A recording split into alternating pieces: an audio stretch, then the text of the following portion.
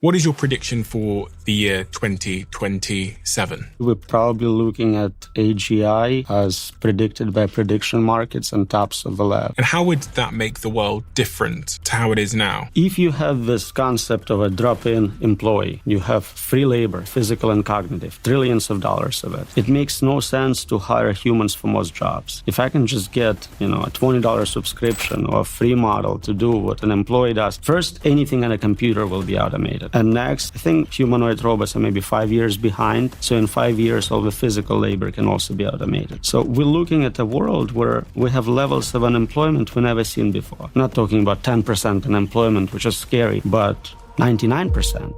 That is Dr. Roman Yampolsky, a computer scientist, PhD, the man who invented the term AI safety 15 years before the public knew the field existed. He just told you 99% of jobs disappear in 5 years, and the rest of his warning is worse. Listen to this. We definitely have many excellent narrow systems, no question about it, and they are super intelligent in that narrow domain. So protein folding is a problem which was solved using narrow AI, and it's superior to all humans in that domain.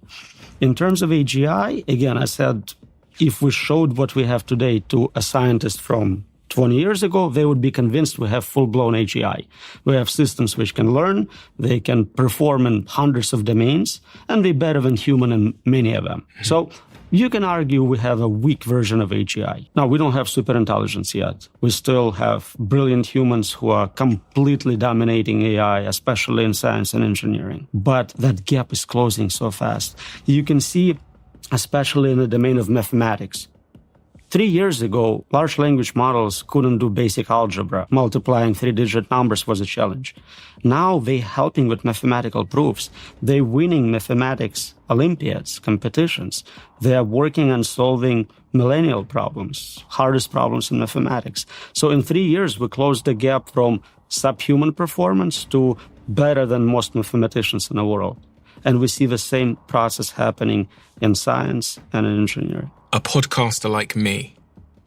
Would you need a podcaster like me? So let's look at what you do. You prepare, you ask questions, you ask follow-up questions, and you look good on camera. Thank you so much. Large language model today can easily read everything I wrote and have very solid understanding. Better. I assume you haven't read every single one of my books. That thing would do it. It can train on every podcast you ever did, so it knows exactly your style, the types of questions you ask. It can also find correspondence between what worked really well, like this type of question really increased views, this type of topic was very promising, so it can optimize, I think, better than you can because you don't have the data set.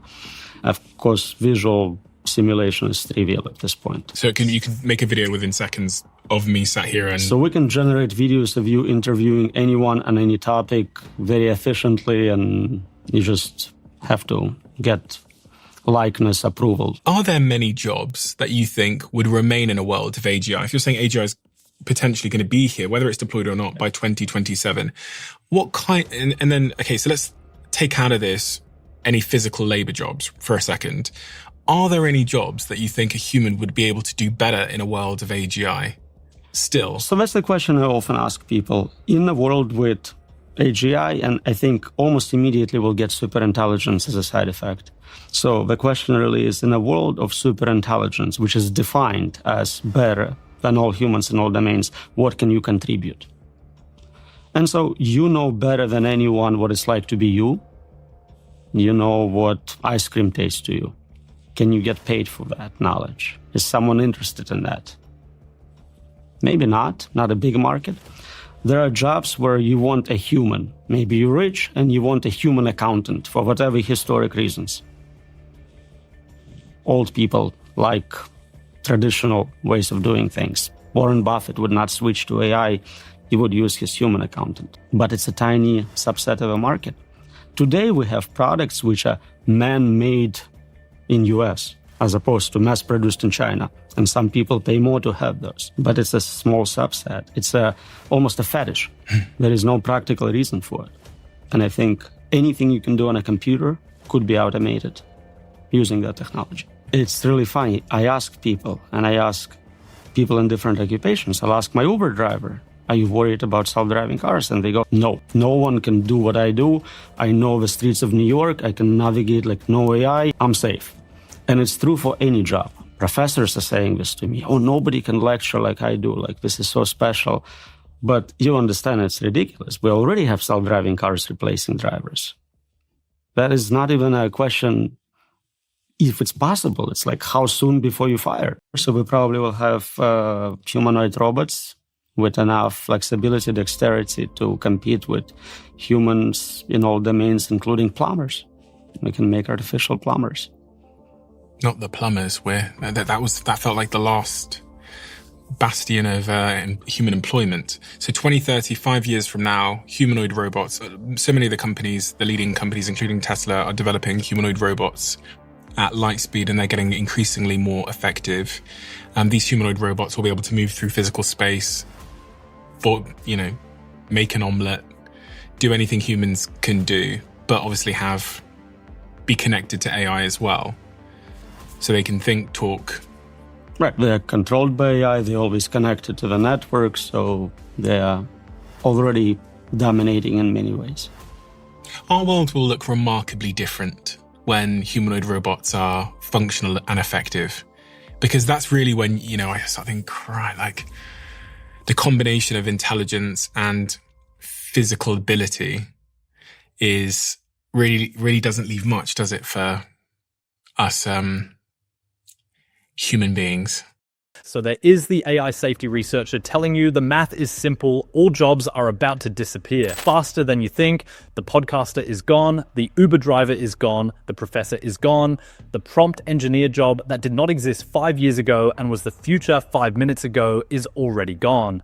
And the last bastion, the plumber, ends when the Tesla humanoid robot lands. He says it casually. The combination of intelligence and physical ability does not leave any jobs for humans. Now listen to this. So that's the paradigm shift here. Before we always said this job is going to be automated, retrained to do this other job. But if I'm telling you that all jobs will be automated, then there is no plan B. You cannot retrain. Look at computer science. 2 years ago, we told people, learn to code. You are an artist, you cannot make money, learn to code. Then we realized, AI kind of knows how to code and getting better. Become a prompt engineer. You can engineer prompts for AIs. It's going to be a great job. Get a 4-year degree in it. But then we're like, AI is way better at designing prompts for other AIs than any human. So that's gone. So I can't really tell you right now the hottest thing is design AI agents for practical applications. I guarantee you in a year or two, it's going to be gone just as well. So I don't think there is this occupation needs to learn to do this instead. I think it's more like we as a humanity, then we all lose our jobs. What do? What do we do financially? Who's paying for us? And what do we do in terms of meaning? What do I do with my extra 60, 80 hours a week? You've thought around this corner, haven't you? A little bit. What is around that corner, in your view? So the economic part seems easy. If you create a lot of free labor, you have a lot of free wealth, abundance, things which are right now not very affordable become dirt cheap, and so you can provide for everyone basic needs. Some people say you can provide beyond basic needs. You can provide very good existence for everyone. The hard problem is, what do you do with all that free time? For a lot of people, their jobs are what gives them meaning in their life, so they would be kind of lost. We see it with people who retire or do early retirement. And for so many people who hate their jobs, they'll be very happy not working. But now you have people who are chilling all day. What happens to society? How does that impact crime rate, pregnancy rate, all sorts of issues? Nobody thinks about. Governments don't have programs prepared to deal with 99% unemployment. Progress becomes so fast. So this AI doing science and engineering work makes improvements so quickly we cannot keep up anymore. That's the definition of singularity, point beyond which we cannot see, understand, predict. See and understand, predict the intelligence itself, or what is happening in the world? The technology is being developed. So right now, if I have an iPhone, I can look forward to a new one coming out next year, and I'll understand it has slightly better camera. Imagine now this process of researching and developing this phone is automated. It happens every 6 months, every 3 months, every month, week, day, hour, minute, second. You cannot keep up with 30 iterations of iPhone in one day. You don't understand what capabilities it has, what proper controls are.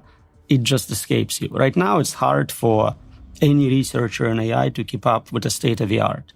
While I was doing this interview with you, a new model came out, and I no longer know what the state of the art is. Every day, as a percentage of total knowledge, I get dumber. I may still know more because I keep reading, but as a percentage of overall knowledge, we're all getting dumber. So there is the man who has spent 15 years inside AI safety telling you what comes after the labor market collapses. There is no plan B, there is no retraining. Governments have no program for this. The hard problem is not the money. The hard problem is, what does a civilization full of people with no purpose actually do? And then he tells you the bigger one. The technology iterates so fast that no human, including him, can comprehend what the world looks like.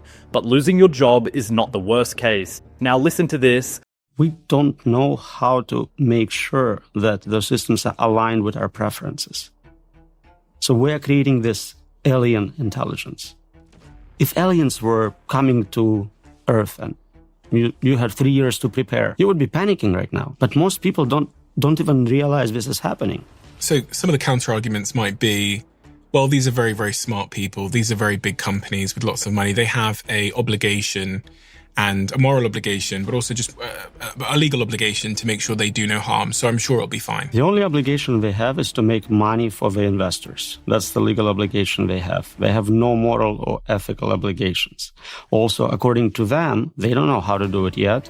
The state-of-the-art answers are, we'll figure it out when we get there, or AI will help us control more advanced AI. In terms of probability, what do you think is the probability that something goes catastrophically wrong? So nobody can tell you for sure what's going to happen. But if you're not in charge, you're not controlling it, you will not get outcomes you want. The space of possibilities is almost infinite. The space of outcomes we will like is tiny. First 5 years at least, I was working on solving this problem. I was convinced we can make this happen, we can make safe AI.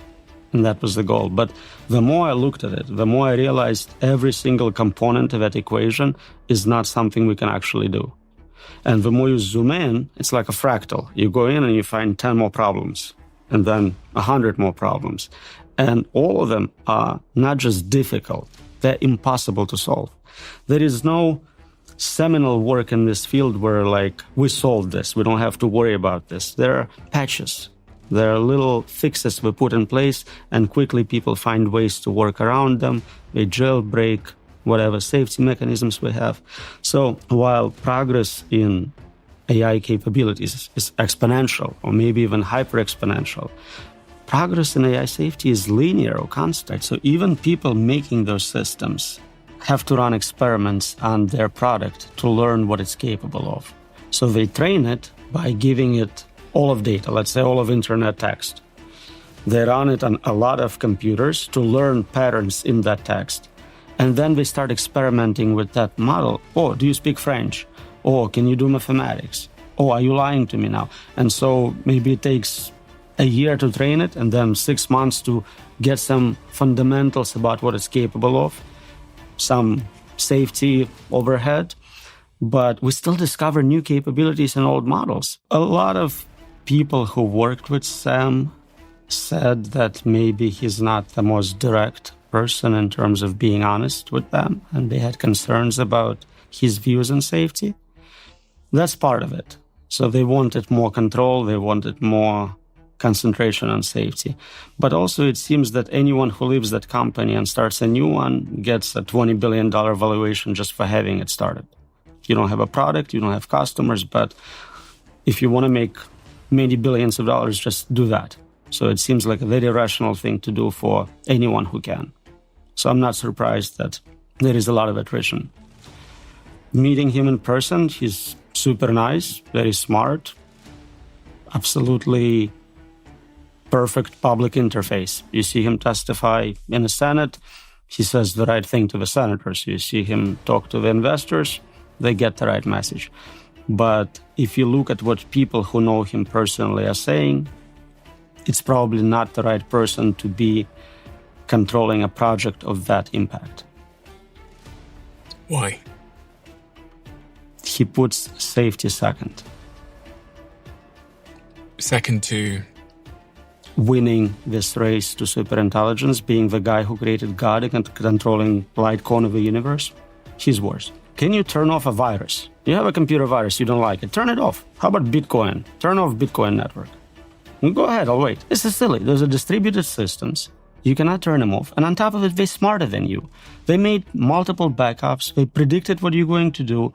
They will turn you off before you can turn them off. Of all the pathways to human extinction that you think are most likely, what is the leading pathway? Because I know you talk about there being some issue pre-deployment of these AI tools, like, someone makes a mistake when they're designing a model, or other issues post-deployment. When I say post-deployment, I mean once a ChatGPT or something, an agent's released into the world and someone hacking into it and changing it and reprogramming it to be malicious. Of all these potential paths to human extinction, which one do you think is the highest probability? So I can only talk about the ones I can predict myself. So I can predict even before we get to superintelligence, someone will create a very advanced biological tool, create a novel virus, and that virus gets everyone or most everyone. I can envision it, I can understand the pathway, I can say that. So just to zoom in on that then, that would be using an AI to make a virus and then releasing it. Yeah. And would that be intentional or? There is a lot of psychopaths, a lot of terrorists, a lot of doomsday cults. We've seen historically, again, they try to kill as many people as they can. They usually fail. They kill hundreds of thousands. But if they get technology to kill millions or billions, they would do that gladly. The point I'm trying to emphasize is that it doesn't matter what I can come up with. I am not a malevolent actor you're trying to defeat here. It's the superintelligence which can come up with completely novel ways of doing it. Yeah, it's strange. It's strange to even bother if there was even a 1% chance of human extinction. It's strange to do something. Like if there was a 1% chance, someone told me there was a 1% chance that if I got in a car, I might not be alive. I would not get in the car. If you told me there was a 1% chance that if I drank whatever liquid is in this cup right now, I might die, I would not drink the liquid. Even if there was $1 billion if I survived. So the 99% chances I get $1 billion, the 1% is I die, I wouldn't drink it. I wouldn't take the chance. It's worse than that. Not just you die, everyone dies. To get consent from human subjects, you need them to comprehend what they are consenting to. If those systems are unexplainable, unpredictable, how can they consent? They don't know what they are consenting to. Mm-hmm. So it's impossible to get consent by definition. So this experiment can never be run ethically. By definition, they are doing unethical experimentation on human subjects. So that is Dr. Roman Yampolsky, the man who has spent his entire adult life trying to make safe AI and concluded that it is impossible, not difficult, not expensive, impossible. He started this conversation by telling you 99% of jobs are gone in 5 years. He ended it by telling you the species is being used as test subjects in an experiment we never agreed to. And he is not alone. Jeffrey Hinton, the godfather of AI, says we are near the end.